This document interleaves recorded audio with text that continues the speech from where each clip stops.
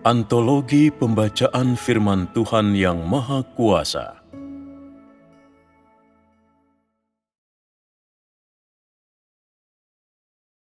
Pekerjaan Tuhan, watak Tuhan, dan Tuhan itu sendiri. 3.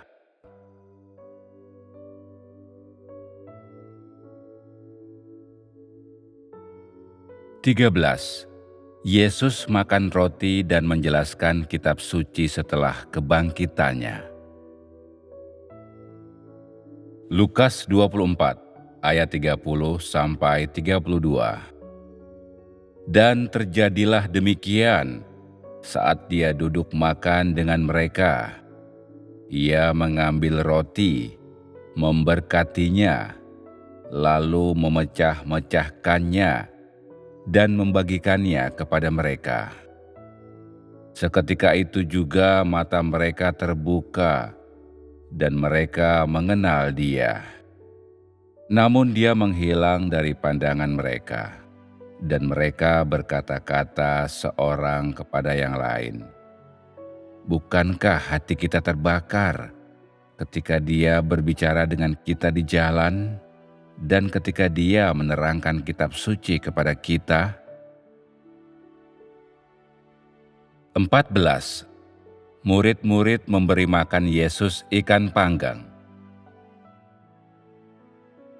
Lukas 24 ayat 36 sampai 43.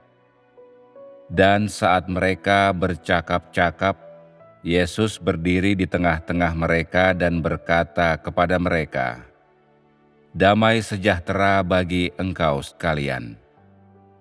Tetapi mereka terkejut dan takut dan mengira bahwa mereka melihat hantu. Maka Dia berkata kepada mereka, "Kenapa kalian takut? Dan kenapa ada kebimbangan di hati kalian? Lihatlah tangan dan kakiku. Inilah aku. Rabalah aku.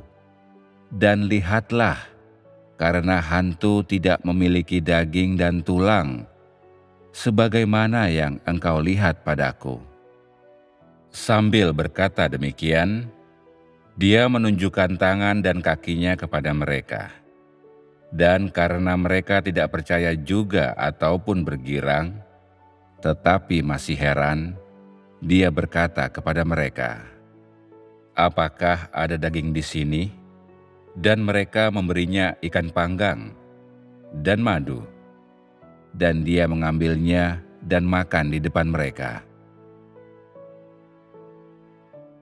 Selanjutnya kita akan melihat perikop kitab suci di atas. Perikop yang pertama menceritakan Tuhan Yesus yang makan roti dan menjelaskan isi kitab suci setelah kebangkitannya. Dan perikop kedua menceritakan Tuhan Yesus makan ikan panggang.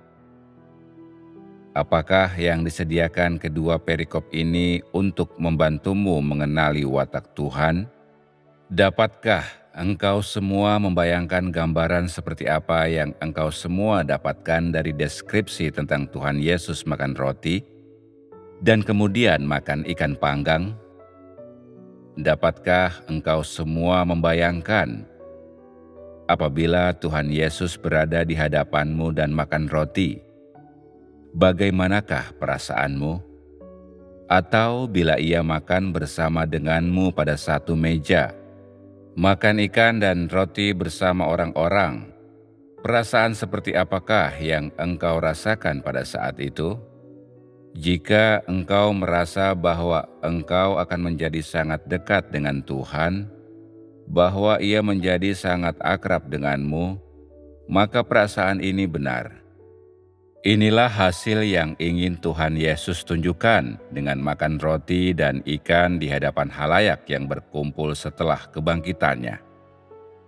Apabila Tuhan Yesus hanya berbicara dengan mereka setelah kebangkitannya, apabila mereka tidak dapat merasakan daging dan tulangnya, melainkan merasa bahwa Ia adalah roh yang tak tergapai, bagaimanakah perasaan mereka? Bukankah mereka akan merasa kecewa? Ketika orang-orang kecewa, bukankah mereka akan merasa ditelantarkan? Tidakkah mereka akan merasa ada jarak di antara mereka dengan Tuhan Yesus Kristus?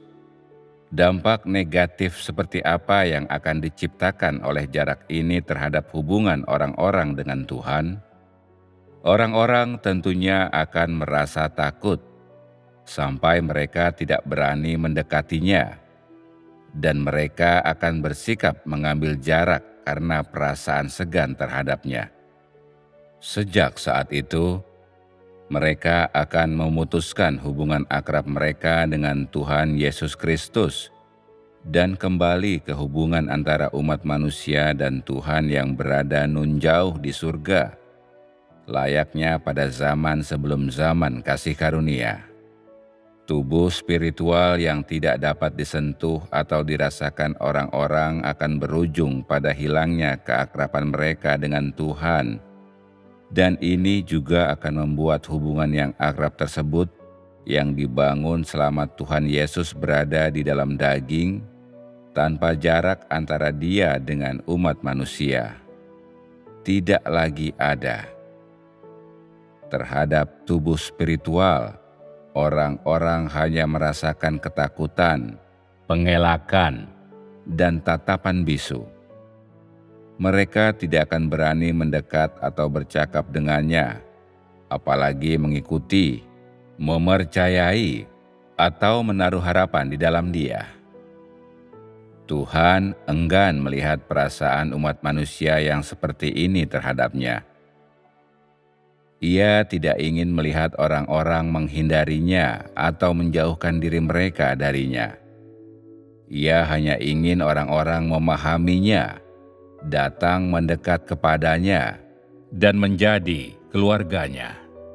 Apabila keluargamu sendiri, anak-anakmu melihatmu tetapi tidak mengenalmu, dan tidak berani datang mendekat kepadamu, malahan selalu menghindar darimu, apabila engkau tidak dapat memperoleh pengertian mereka atas segala sesuatu yang telah engkau perbuat bagi mereka, bagaimanakah perasaanmu?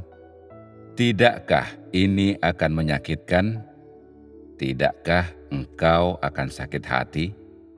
Inilah persisnya yang Tuhan rasakan ketika orang-orang menghindarinya. Jadi, setelah kebangkitannya, Tuhan Yesus tetap muncul di hadapan orang-orang dalam wujud daging dan darah, dan makan dan minum bersama mereka. Tuhan melihat orang-orang sebagai keluarga, dan Ia juga ingin umat manusia memandangnya dengan cara demikian.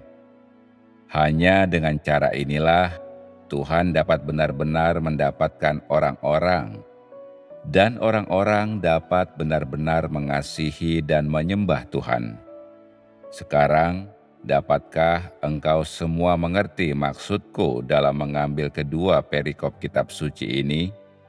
Ketika Tuhan Yesus makan roti dan menerangkan kitab suci setelah kebangkitannya, dan ketika para murid memberinya ikan panggang untuk dimakan,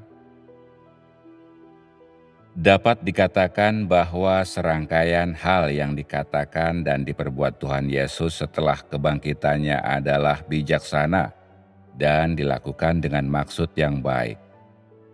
Hal-hal tersebut penuh dengan kebaikan dan kasih sayang Tuhan terhadap umat manusia, dan juga penuh dengan rasa penghargaan dan kepeduliannya yang cermat terhadap hubungan akrab yang telah Ia bangun dengan umat manusia semasa Ia berada dalam daging.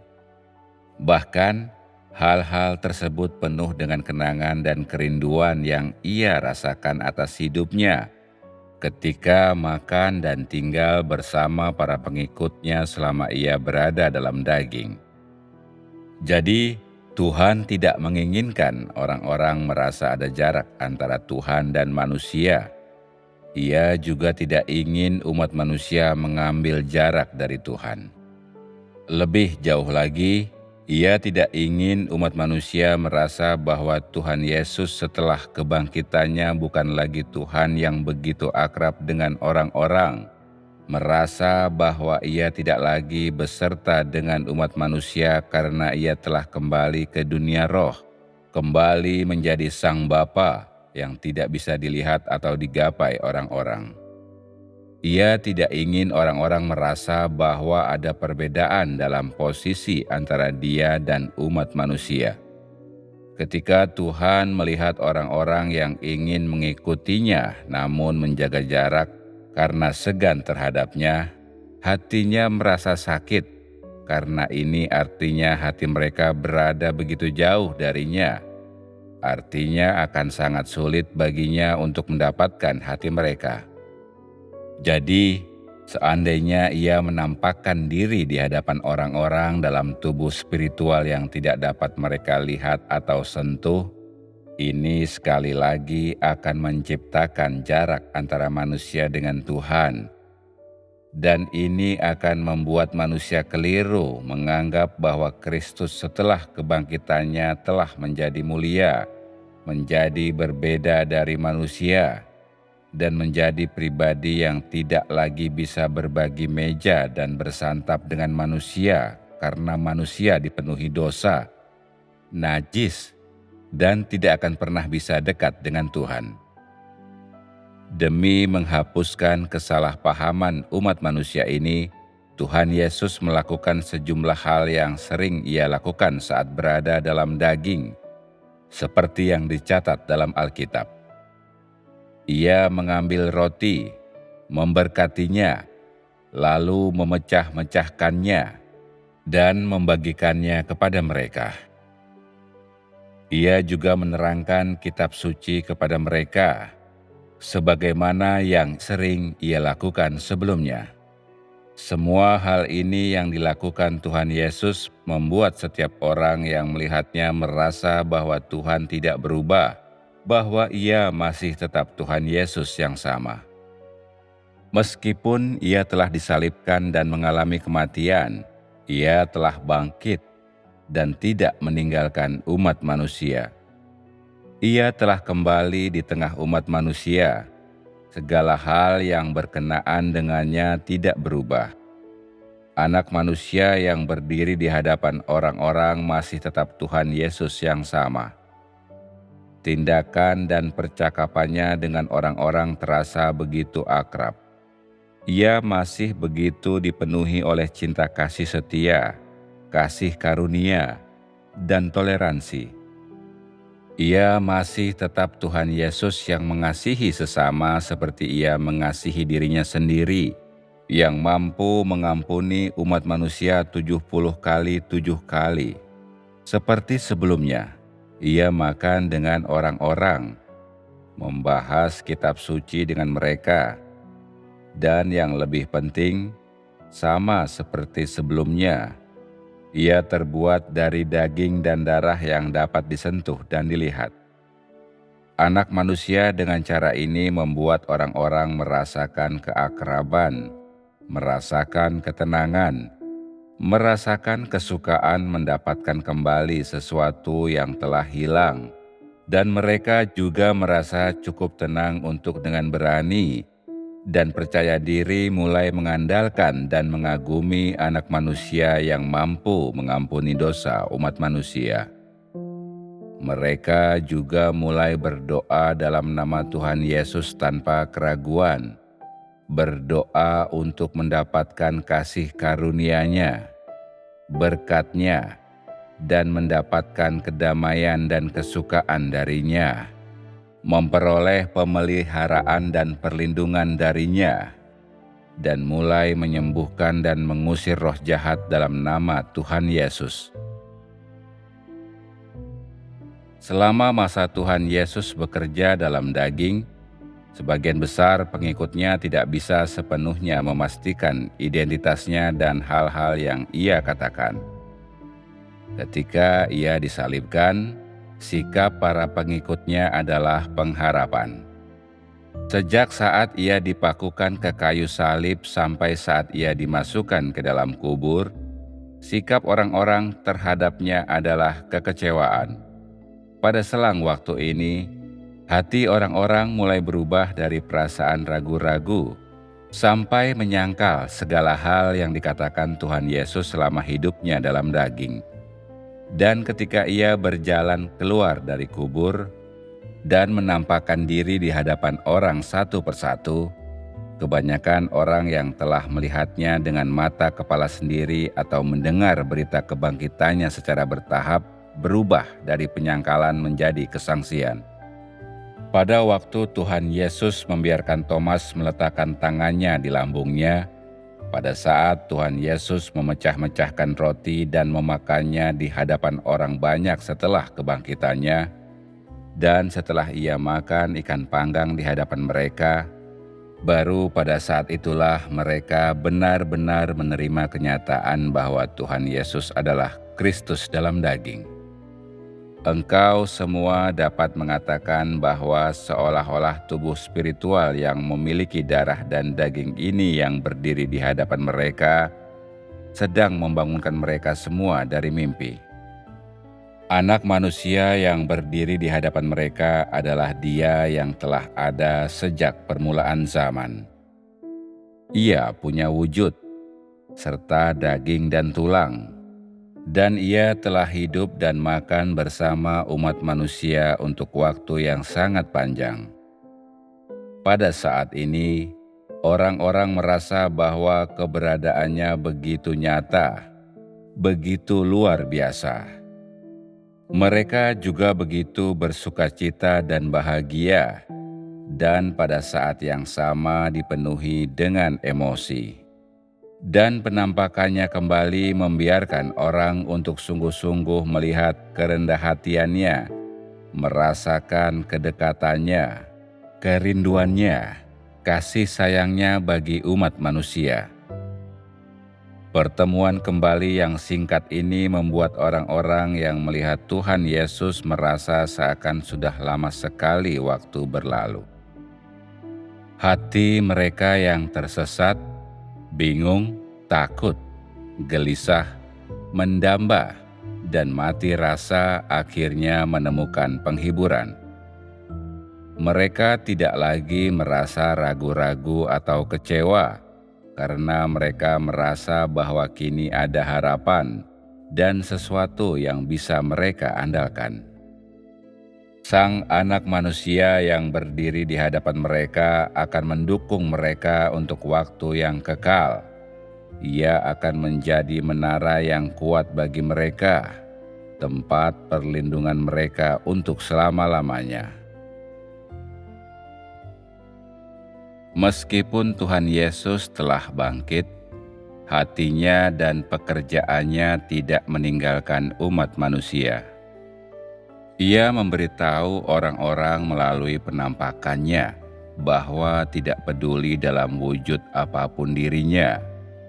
Ia akan menemani orang-orang, berjalan bersama mereka, dan menyertai mereka kapanpun dan dimanapun.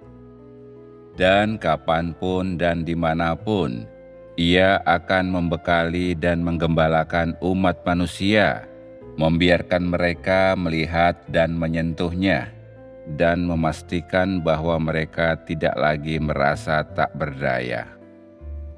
Tuhan Yesus juga ingin orang-orang mengetahui hal ini. Hidup mereka di dunia ini tidak sendirian. Umat manusia memiliki pemeliharaan Tuhan. Tuhan menyertai mereka. Orang-orang selalu dapat bersandar kepada Tuhan. Ia adalah keluarga bagi setiap pengikutnya.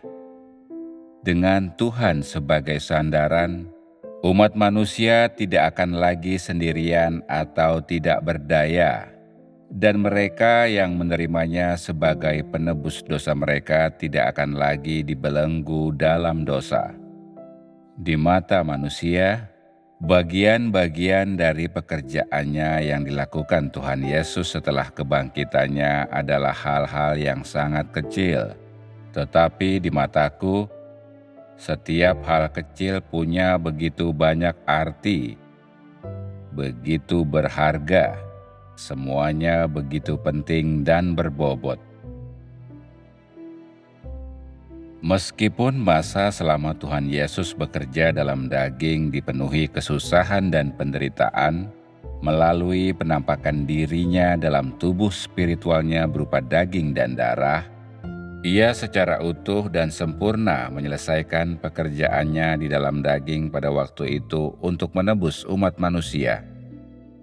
Ia memulai pelayanannya dengan menjadi daging, dan ia menyelesaikan pelayanannya dengan tampil di tengah manusia dalam wujud dagingnya. Ia mengawali zaman kasih karunia. Ia memulai zaman kasih karunia melalui identitasnya sebagai Kristus.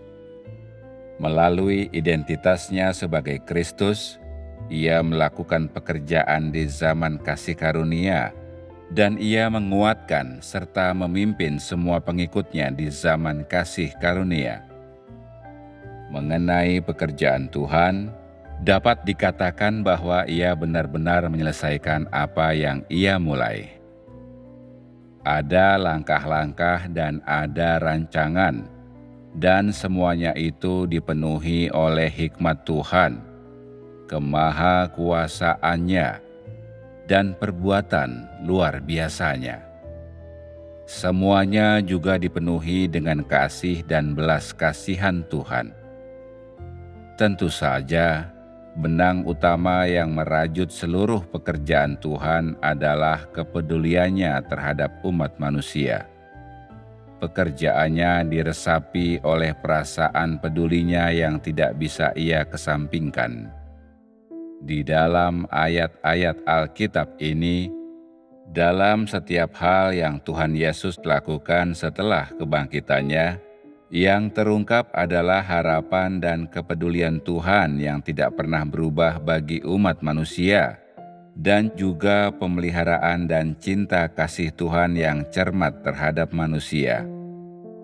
Sampai pada saat ini, tidak satu pun dari semua ini berubah. Dapatkah engkau semua melihatnya? Ketika engkau semua melihat hal ini, tidakkah hatimu dengan sendirinya menjadi dekat dengan Tuhan? Seandainya engkau semua hidup di zaman itu dan Tuhan Yesus menampakkan diri di hadapanmu setelah kebangkitannya, dalam wujud nyata yang dapat engkau semua lihat, dan jika ia duduk di hadapanmu, makan roti dan ikan dan menerangkan kitab suci kepadamu, berbincang denganmu, bagaimanakah perasaanmu? Akankah engkau semua merasa senang? Bagaimana dengan rasa bersalah, kesalahpahaman dan penghindaran mereka dari Tuhan sebelumnya, pertentangan dengannya dan keraguan terhadapnya? Tidakkah semuanya itu akan menghilang? Tidakkah hubungan antara Tuhan dan manusia akan menjadi lebih layak? Melalui penafsiran pasal-pasal terbatas dari Alkitab ini, apakah engkau semua menemukan celah dalam watak Tuhan? Apakah engkau semua menemukan kepalsuan dalam kasih Tuhan? Apakah engkau semua melihat muslihat atau kejahatan dalam kemahakuasaan dan hikmat Tuhan? Tentu saja tidak. Sekarang dapatkah engkau semua mengatakan dengan pasti bahwa Tuhan adalah kudus? Dapatkah engkau semua mengatakan dengan kepastian bahwa emosi Tuhan seluruhnya merupakan pengungkapan dari esensi dan wataknya? Aku berharap setelah engkau semua membaca firman ini, apa yang telah engkau semua pahami dari sini akan membantumu dan memberikan kepadamu manfaat dalam mengejar perubahan watak dan takut akan Tuhan. Aku juga berharap bahwa firman ini akan berbuah bagimu yang terus bertumbuh hari demi hari. Dengan demikian, proses pengejaran ini akan membawamu semakin dekat dengan Tuhan, membawamu semakin dekat dengan standar yang Tuhan inginkan, sehingga engkau semua tidak lagi bosan dengan pengejaran akan kebenaran dan engkau semua tidak lagi merasa bahwa pengejaran akan kebenaran dan perubahan watak adalah hal yang merepotkan dan tidak berguna. Sebaliknya, ungkapan watak Tuhan yang sejati dan esensi kudus Tuhanlah yang mendorongmu untuk merindukan terang, merindukan keadilan, dan mendambakan untuk mengejar kebenaran, mengejar pemuasan kehendak Tuhan, dan untuk menjadi manusia yang didapatkan oleh Tuhan, menjadi pribadi yang nyata. Hari ini kita telah membahas sejumlah hal yang Tuhan lakukan pada zaman kasih karunia ketika Ia berinkarnasi untuk pertama kalinya. Dari hal-hal ini, kita telah melihat watak yang Ia nyatakan dan ungkapkan dalam daging, dan juga setiap aspek dari apa yang Ia punya dan siapa Ia. Semua aspek dari apa yang Ia punya dan siapa Ia nampak begitu dimanusiakan, tetapi kenyataannya adalah esensi dari semua yang Ia ungkapkan dan nyatakan tidak dapat dipisahkan dari wataknya sendiri. Setiap cara dan setiap aspek dari Tuhan yang berinkarnasi, yang mengungkapkan wataknya dalam wujud manusia terkait erat dengan esensinya sendiri. Jadi, sangatlah penting bahwa Tuhan datang kepada manusia dengan jalan inkarnasi dan pekerjaan yang Ia lakukan dalam daging juga sangatlah penting. Selain itu, watak yang Ia ungkapkan dan kehendak yang Ia nyatakan bahkan lebih penting lagi bagi setiap orang yang hidup dalam daging, bagi setiap orang yang hidup dalam kerusakan. Apakah ini adalah hal yang dapat engkau semua pahami? Setelah memahami watak Tuhan dan apa yang Ia punya dan siapa Ia, sudahkah engkau semua mengambil kesimpulan tentang bagaimana engkau semua mesti memperlakukan Tuhan? Sebagai jawaban atas pertanyaan ini, sebagai kesimpulan, aku ingin memberimu 3 peringatan. Pertama, jangan mencobai Tuhan. Tidak peduli seberapa paham engkau akan Tuhan, tidak peduli seberapa jauh engkau mengerti akan wataknya, sekali-kali jangan mencobai Dia. Yang kedua, jangan melawan Tuhan demi status. Tidak peduli status seperti apa yang Tuhan berikan kepadamu atau pekerjaan apa yang Ia percayakan kepadamu, tidak peduli Ia mengangkat engkau untuk melaksanakan tugas macam apa, dan tidak peduli seberapa banyak yang telah engkau habiskan dan korbankan demi Tuhan, sekali-kali jangan melawan Dia demi status. Yang ketiga, jangan melawan Tuhan. Tidak peduli apakah engkau mengerti atau engkau menaati apa yang Tuhan lakukan denganmu, yang Ia atur bagimu, dan hal-hal yang Ia bawa kepadamu, sekali-kali jangan melawan Tuhan. Apabila engkau melaksanakan 3 peringatan ini, maka engkau akan aman, dan engkau tidak akan gampang membuat Tuhan marah. Sekian saja hal-hal yang dibagikan pada hari ini.